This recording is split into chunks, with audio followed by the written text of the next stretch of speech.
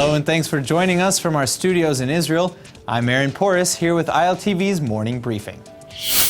The main story on everyone's mind today is the surprise announcement Saturday evening by Jewish Home Party leader Naftali Bennett and his number 2 Justice Minister Ayelet Shaked of the establishment of their new party called Hayamin HaChadash, or the New Right.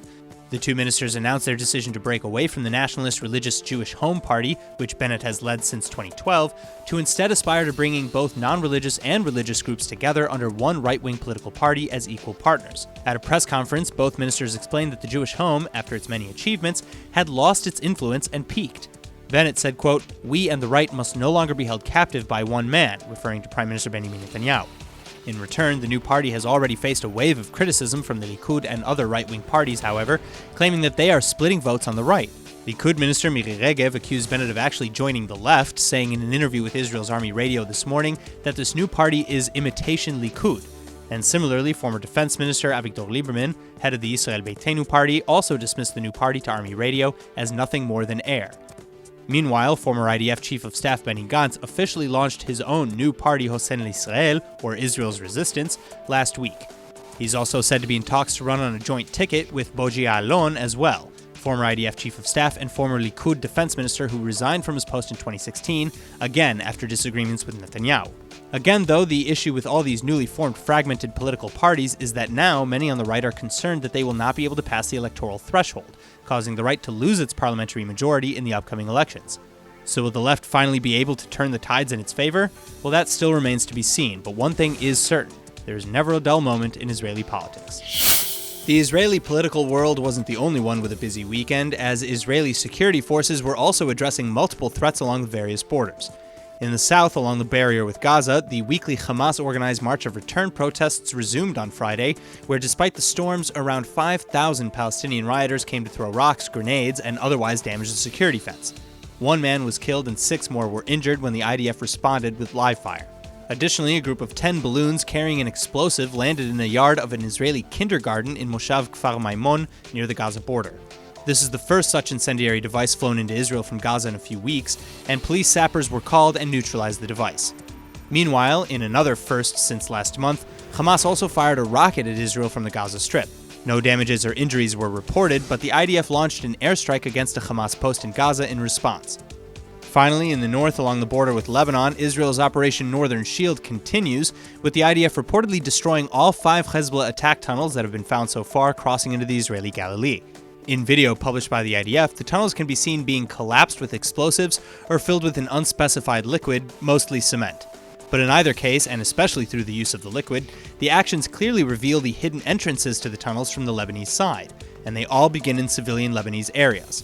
In one such video released to the public, the entrance was even found to be hidden under a chicken coop, leading the army to once again give this evidence to the international community as proof of Hezbollah's violating UNSC Resolution 1701. Operation Northern Shield is expected to continue at least for the next few weeks. In other news, Prime Minister Benjamin Netanyahu has officially started his historic 5-day visit to Brazil.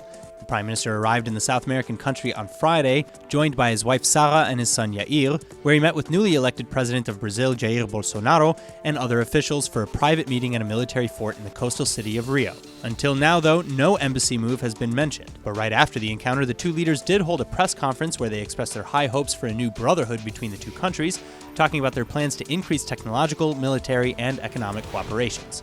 On the same day, Netanyahu and Bolsonaro also visited a local synagogue, Kehilat Yaakov, in Copacabana for an event where the Prime Minister addressed the audience, saying that the Jewish community in the diaspora, including in Brazil, quote, remains faithful to our land, end quote. And he also restated that Israel and Brazil are going to work very closely in the near future. But again, even though their words sounded promising, the leaders didn't make any comments on the highly anticipated Brazilian embassy move to Jerusalem at all, something that Jair Bolsonaro promised during his presidential campaign many times. Still, according to an Israeli government source, the embassy move is only a matter of time, and the two leaders did discuss the matter during their meeting.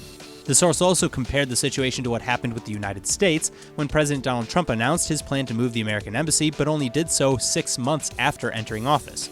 On a related note, Netanyahu is set to attend Bolsonaro's inauguration ceremony in Brasilia on January 1st, where he's expected to meet with the United States Secretary of State Mike Pompeo on the side as well, to talk about the current situation in Syria. In the meantime, though, the trip hasn't been all business.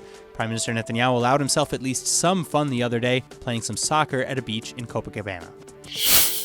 Famed Israeli author, poet, and journalist Amos Oz has just passed away at the age of 79, reportedly after fighting a bout with cancer, according to his daughter Fania Oz Salzberger. And Oz, who has sold millions of copies of his 40-something books translated into dozens of languages, is survived by his wife and 3 children. Born in Jerusalem in 1939 during the time of the British Mandate, Oz became best known for his literary works, for which he received many prizes. He wrote fiction, nonfiction, short stories, and much more. But he also lived a life full of advocacy for peace in Israel. He was among the first to support a two-state solution to the Israel-Palestinian conflict, he supported the Oslo Accords, and he also even advocated for a divided Jerusalem, though he imagined Jerusalem to be split into many zones: Jewish, Palestinian, Orthodox Christian, Hasidic Jewish, international, and more. He also opposed Israel's settlement expansion policy.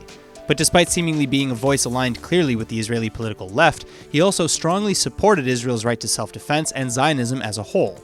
For example, he was in favor of the West Bank Israeli barrier, but believed it should be closer to the Green Line. Finally, among many other accomplishments, he was also one of the founders of the NGO Peace Now.